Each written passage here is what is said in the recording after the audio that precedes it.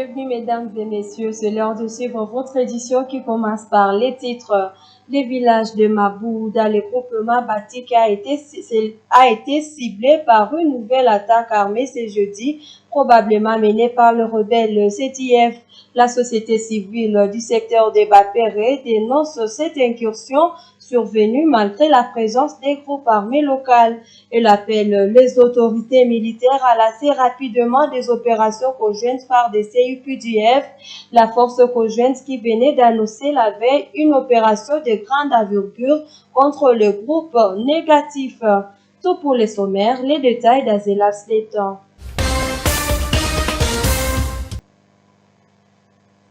Bienvenue mesdames et messieurs. Commençons par cette page religieuse, profession de vœux perpétuels et célébration du jubilé des 50 ans de vie consacrée dans l'ordre de la Compagnie de Marie Notre-Dame de cesse de Boutembo-Béni ce jeudi 15 mai 2025.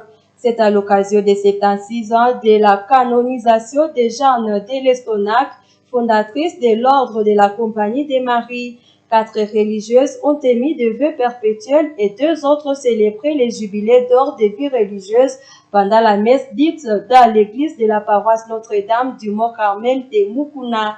Suivez ce reportage de Gérard Mourefou. Les 4 religieuses de l'ordre de la Compagnie de Marie Notre-Dame qui ont professé les vœux perpétuels sont notamment Immaculée Kahambu Makasani, Immaculée Kavira Maliro, Kasso Kindatewa Florence et dévote Kabira Mwenge Chali. C'était devant les prêtres, le chrétien et Monseigneur Javier Kataka, évêque émérite du diocèse de Wamba, qui a présidé la messe au nom de l'évêque de Boutembo-Béni, Monseigneur Sikuli Paluku Melkisedek.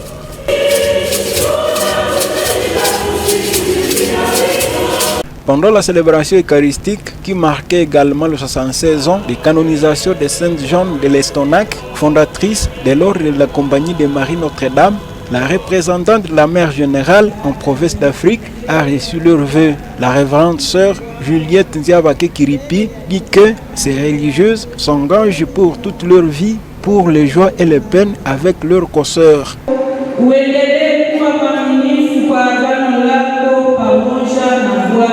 Les sœurs Véronique Maliro et Esther Silwayo, qui fêtent 50 ans de vie consacrée, ont rendu grâce à Dieu pour la protection et la fidélité dans la vie religieuse. Elles sollicitent l'accompagnement de tous dans le reste de leur cheminement qui est encore long. Sécurité à présent, une nouvelle attaque armée a frappé les villages de Mabou, situés dans les groupements Batiké ce jeudi à l'aube. Les auteurs de cette incursion ne sont pas formellement identifiés, mais sont largement suspectés d'être les rebelles des ZIF. Face à cette violence persistante, la société civile locale lance un appel aux autorités pour une action militaire décisive. Suivez ce reportage de Clémence Nengo. La société civile du secteur de Bapéré, qui a rapidement alerté sur ces drames, exprime sa profonde indignation face à une attaque qui intervient malgré la présence depuis plusieurs jours d'un groupe armé censé contrôler la zone. Cette situation soulève des sérieuses questions et renforce le soupçon de collaboration entre certains groupes armés et l'ennemi. La structure citoyenne fustige le fait que l'attaque ait pu avoir lieu malgré cette présence. À l'heure où je vous parle, il y a une incursion qui s'est faite à Mabou. C'est dans le groupement de Batiké. Il y a groupement de Batiké, Bapaitumba. Et l'ennemi a tué encore la paisible population. Alors, la société civile appelle les autorités militaires à accélérer le lancement des opérations conjointes FARDC-UPDF et à les étendre de manière significative. C'est là dans l'objectif d'éradiquer l'insécurité qui gangrène cette région et permettre aux habitants de vivre sans la menace constante des attaques. Les groupes armés ne sont pas en train de nous aider à contribuer dans la paix. Bien, ici récemment, il y a un audio qui circulait sur des réseaux sociaux que le groupe NDC rénové est installé à Mabouo, à Isangue, à Boudoudia. Mais voilà leur outil dans la zone occupée par ces groupes armés. Et c'est pourquoi nous demandons, le gouvernement devrait comprendre et pas être trompé par peut-être des mauvais conseillers des autorités ils doivent comprendre la réalité qui est sur le terrain, parce que ce qui quitte sur le terrain, c'est ce qui est normal. Nous sommes prêts à soutenir les actions du gouvernement dans la restauration de la paix. Mais nous ne sommes pas prêts à une passivité. Non, on en a assez parce que les gens, l'ennemi a quitté Maïkengo, vous comprenez qu'il est en train de sillonner partout par là. Face à la terreur, la population de Mabouo a été contrainte de se déplacer. De nombreux habitants cherchent refuge dans les centres de périurbains comme Mangorejipa dans l'espoir de trouver un abri loin des violences. Et les autorités militaires de FARDC et de l'UPDF ont rencontré les leaders locaux en Nzapanda, en chefferie de Bassoa, pour discuter de la sécurité. Cette rencontre cruciale visait à comprendre les causes profondes de l'insécurité grandissante dans cette partie de Lubero, souvent théâtre d'attaques attribuées aux groupes armés locaux et plus fréquemment aux terroristes des EDF. L'objectif était de forger des solutions concrètes face à la violence persistante qui pèse sur les habitats. Suivez ces récits de Eugénie Moussivirois.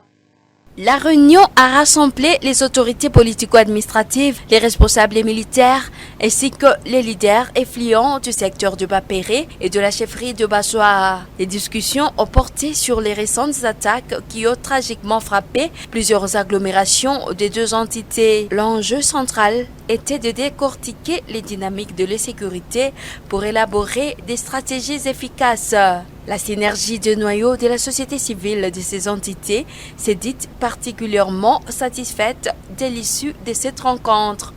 Nous venons de clôturer la séance avec les autorités militaires, autorités politico-administratives. Nous avons été tellement contents de leur réponse. Nous rassurons bien sûr que bientôt nos recommandations ont été déjà prises en compte. Et cependant, nous demandons à ce qu'ils puissent les matérialiser le plus tôt possible. Et aussi, les 4 jours-là que nous venons de décréter, ce ne sont pas des jours pour s'attaquer aux autorités, mais ce sont des jours qui sont là pour soutenir les opérations bientôt qui seront lancées. Parce que les gens interprètent mal, dire que on va s'attaquer. Non, nous allons soutenir les actions. Donc, la population doit se réunir, donc doit se tenir derrière nos forces conjointes pour que les opérations sous-genre puissent être lancées dans de bonnes conditions qui seront accompagnées par la paisible population. Ce porte-parole, Kakule Kaeni, a vivement salué l'annonce d'une grande opération militaire conjointe FARDC-UPDF, de l'objectif est de traquer les rebelles dans les jours à venir. Il a souligné que la population locale apporterait un soutien indéfectible à cette initiative vétère. Depuis ce jeudi, une atmosphère de calme inhabituelle plane sur cette partie du territoire de Lubero où les activités socio-économiques et scolaires sont au ralenti. Cette situation fait suite à l'appel lancé dimanche dernier par la synergie de la société civile dénonçant la montée alarmante de l'insécurité de la région. La société civile a d'ailleurs rappelé le caractère strictement pacifique de cette série de 4 jours ville morte, insistant sur l'absence des manifestations ou d'autres actions. Elle met en garde contre toute tentative de récupération de cette initiative à des fins détournées. Parlons d'autre chose dans ce journal. Le gouvernement congolais a clarifié sa position sur le transportement des marchandises, une opération de transport international essentielle. Contrairement à une idée reçue, cette pratique n'est pas interdite par la RDC ni par les règles de l'Organisation mondiale du commerce, car elle facilite le commerce sans altérer le contenu des cargaisons. Cependant, les autorités luttent fermement contre les transportements non encadrés qui mènent au fractionnement, une fraude qui coûte pour l'État. Joël Tali nous a fait le point. Autour d'une table, le gouverneur du Nord Kivu, le général-major Somo Kakule Evariste, réunit le parti prenante intervenant dans les secteurs de l'électricité le 15 mai 2025 à Béni. Le contrat des concessions relatifs à la distribution de l'énergie électrique dans les grands nord de la province, la personnalité juridique des producteurs et distributeurs, le coût et l'accès à cette denrée rare ont été discutés sans tabou.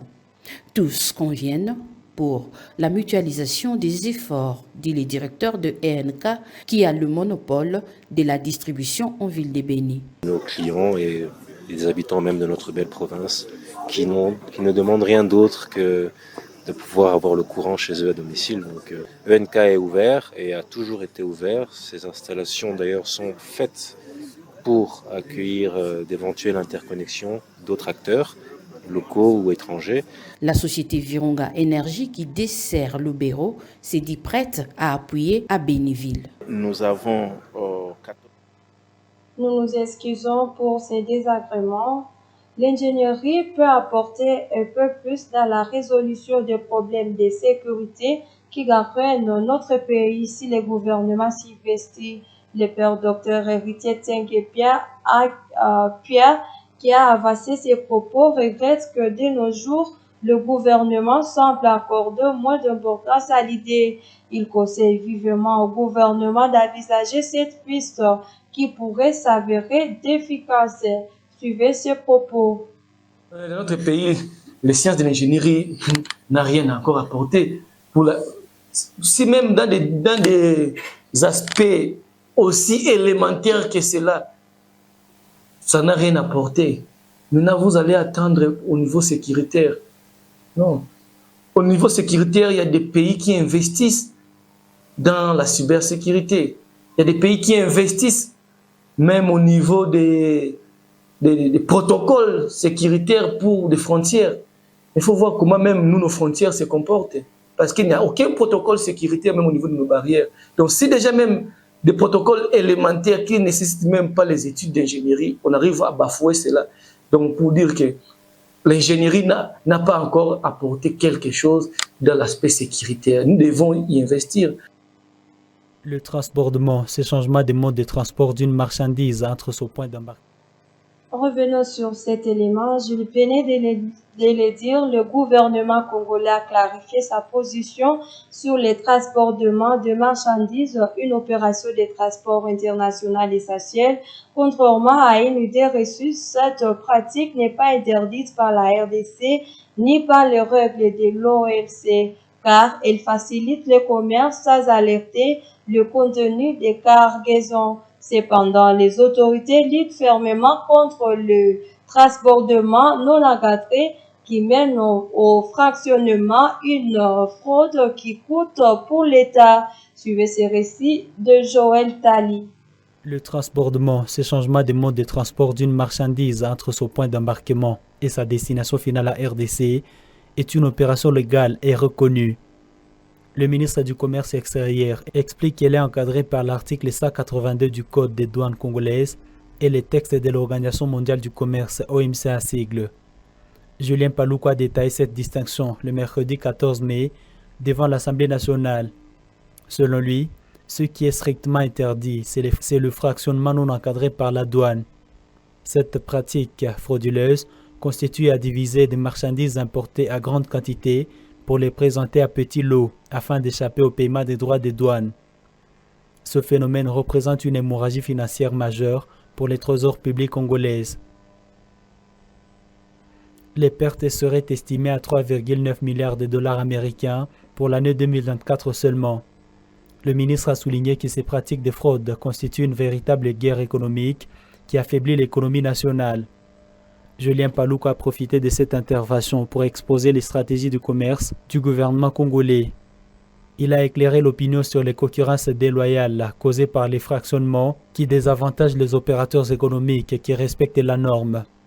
Le gouvernement dit vouloir s'engager à suivre les recommandations de l'Assemblée nationale, notamment dans la modification du Code des commerces et de la loi fiscale pour éliminer les taxes jugées toxiques qui asphyxient les opérateurs économiques, mais aussi la matérialisation du guichet unique intégral du commerce extérieur, CEGUS RDC, qui est également une autre priorité évoquée. Éducation à présent, le Centre de recherche interdisciplinaire de l'Université de l'Assomption au Congo, CRID-UAC, organise un colloque sur la société et le numérique les vendredis 16 et samedi 17 mai 2025. Pendant ces 2 jours scientifiques, 7 thèmes seront décortiqués. Les activités vont se dérouler au site Kambali. Suivez ce reportage de Léandrine Maloulé et Grace Kaniki. Le colloque sur la société et le numérique s'ouvre ce vendredi 16 mai et sera clôturé le samedi 17 mai 2025. 2 jours durant, cette conférence sont prévues à l'intention du grand public. Le premier thème est centré sur la justice, gage de la protection de la société contre les abus du numérique. Le deuxième, l'emploi du numérique dans la défense et la sécurité nationale. 3. La réception, mi-tension socio-culturelle et crise du paradigme de l'éducation. 4. Le numérique éducatif, opportunités, enjeux et défis pour une appropriation responsable. 5. La santé face au numérique, atouts et désavantages. 6. L'utilisation du numérique dans les affaires. Et le 7e, la pratique liturgique à l'ère du numérique. Le secrétaire du Centre de recherche interdisciplinaire de l'UAC, Edgar Matesso, indique que cette initiative vient éclairer les scientifiques sur les conséquences tant positives que négatives de l'évolution technologique. Aujourd'hui, dans toute notre vie sociale, le numérique l'emporte et intervient dans chaque domaine de la vie, que ce soit dans le domaine éducatif, en milieu familial, dans l'armée, la défense, dans la santé, dans les affaires, partout là-bas, le numérique intervient toujours. Mais les gens se sont lassés dans le numérique avec l'intelligence artificielle aujourd'hui et on trouve les bienfaits de cette nouvelle technologie. Mais il se pourrait que cette nouveauté est en train de créer des ruptures, des conséquences dans la société. Voilà pourquoi les centres de recherche interdisciplinaire de l'Université de l'Assomption au Congo, UAC, a voulu lancer la communauté de Butembo, la communauté universitaire de Butembo du Nord Kivu de la RDC dans cette réflexion. Le Centre de recherche interdisciplinaire de l'UAC invite toute la communauté à prendre part à ces colloques sans aucune condition. Il suffit de se présenter tout simplement parce que c'est une réflexion ouverte au grand public et l'UAC n'a pas prévu de conditions pour participer. Il est question d'arriver à temps parce que les activités commenceront chaque fois de 9h à 13h30. Ce colloque scientifique connaîtra la présence de plusieurs cadres de la région ainsi que des talents artistiques de la place. Mesdames et messieurs, nous sommes à la fin de cette édition. Merci de nous avoir suivis. Au revoir.